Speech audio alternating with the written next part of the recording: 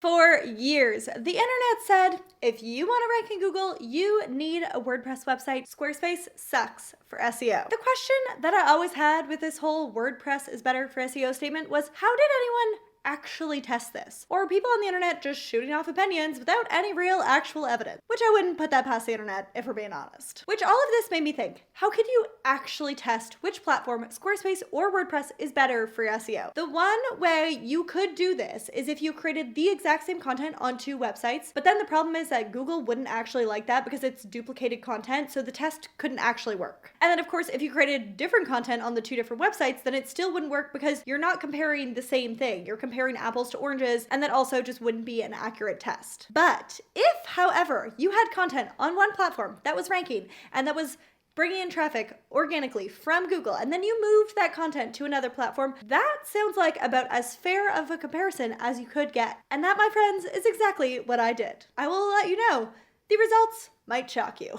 Now let me talk about how it occurred to me to make this test. So our website for years and years was getting about 50,000 to 65,000 page views a month. That was our norm month to month. Oh, in context on this, the vast majority of that traffic comes from Google. Organic content marketing is 100% my thing. Then suddenly, spring 2021 rolled around and our traffic was oddly down for some reason. I figured it was just a fluke and I just waited and figured I'll give it a couple months and the traffic will just come back. It did not.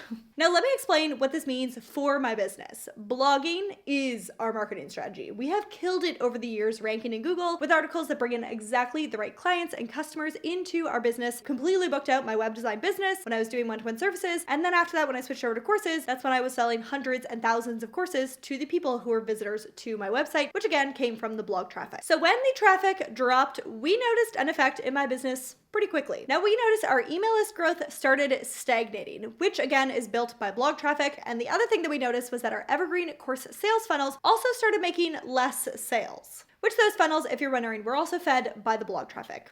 So I started investigating. And during my investigation, one thing was really getting to me. I had tested my website many times over the years on something called Google Page Speed Insights. And my website was always getting a really brutal rating on mobile website design, which this seemed very off to me because I know website building backwards and forwards. I have literally done this for years and I know what to do and what to optimize on a website to get it to rank. I then tested the websites of other people. Other Squarespace websites always seem to also have terrible scores on mobile. And then I tested a few WordPress websites and Showit websites, and their scores were always much better. But I knew the people who ran those websites, which I was testing, and these were definitely not people who knew more about website building best practices and settings and rankings than I did. Now, Google has consistently said over the years, and especially with the rise of people visiting websites on their phone, that a good mobile experience would lead to you being prioritized in any mobile search result. And generally that your website's loading quickly and performance of your website really matters to your search results. Now, when I looked at the list of things that Google PageSpeed Insights said to fix on my website, these were all out of my hands, but instead were just inherent aspects of the Squarespace platform itself, which brought me to a pretty terrifying conclusion. What if Squarespace wasn't keeping up with the updates that they needed to do? If you know my business at all, you know that I legitimately teach people how to build amazing websites on Squarespace and then become website designers on that platform. And I had the shocking realization of, what if I was now promoting a platform which was no longer actually working? I needed to test this ASAP to see if this was indeed the case, and the only way I could think of figuring out was this a Squarespace problem or not was to do a test. So I decided, yes, as the internet's Squarespace expert, to move my website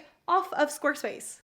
We moved our entire blog with over 500 blog posts to a WordPress blog and a Showit website. Now, it actually took us 3 months to move our site and the content onto Showit. It was a seriously complicated move. My tech team member who was in charge of moving the website definitely has a few more gray hairs from the process, and I apologize to her on many occasions for the absolutely brutal job that I had given her. Now, after months of work, Finally, our website was moved in July 2022, and I could not wait to see the results. Now, remember, just before this, our website traffic, pre-traffic hit, was 63,000 page views a month with 30,000 users a month. And then it fell to 40,000 and even 30,000 page views a month with 16,000 and 20,000 users a month. So that was what the traffic drop was looking like. Now, in the first month on Showit, our site visitors stayed about the same, 16,000 to 17,000 users, but our page views suddenly skyrocketed back close to what they had been before our traffic hit to about 55,000 to 65,000 page views a month. Now,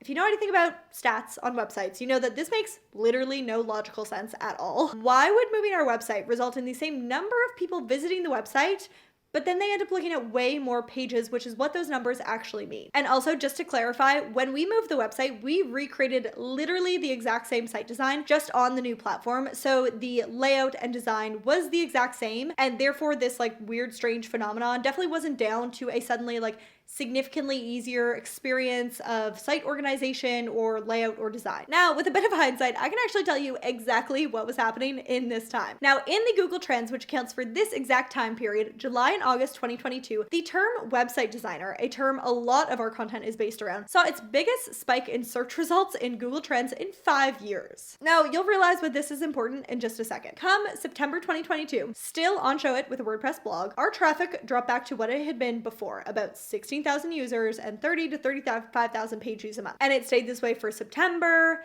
and October and November 2022, which told me one thing: the mysterious drop in traffic had nothing to do with the platform that the website was on. When we were on Squarespace, we were getting 30,000 page views a month, down from our previous high of 60,000 page views a month. And then when we moved all of our content over to Showit and WordPress, we had a little spike in our traffic as our specific search terms enjoyed a massive bump in Google Trends. But then when that trend died, so did our traffic, and it went back again to what it had been just before on Squarespace. Now let me just say that one more time for the people in the back. Our traffic was the same on Squarespace as it was on WordPress, a WordPress blog on a Showit website. The platform that the content was on didn't change the Google rankings or the traffic at all. Now remember also how I had spoken about Google Page Speed Insights? So I retested the site when it was on Showit. And remember, it was the exact same design and layout that we had created, taken from the Squarespace site and put onto the Showit site. So except this time, we were getting rankings a bit more like this and not like this. So our Google Page Speed Insights rankings were pretty different, but our traffic stayed the same. All of this to say, if your website is on Squarespace or Showit or WordPress, the truth is, it doesn't really matter. Now, this test, which I have made here, is the first actual legitimate comparison of the same content, the same 500 plus blog posts, which were getting a ton of organic traffic, just moved from one platform to another platform and seeing how the search rankings and traffic was affected. Now, I have literally never seen anyone else do a test like this, understandably, because it took us almost a full year to do this test. But what I hope to show you once and for all is that the platform that your website is built on is pretty much completely irrelevant and insignificant. What really matters and what you should focus your time and effort on is the quality of your content. Now, I know, even when I just said all that, you might still be thinking like, but Showit is sexy and Showit is cool and you can do pretty things on Showit. And if that is the case, then you are definitely going to want to watch this video next for my in-depth review on moving my site to Showit and the comparison between Showit and Squarespace.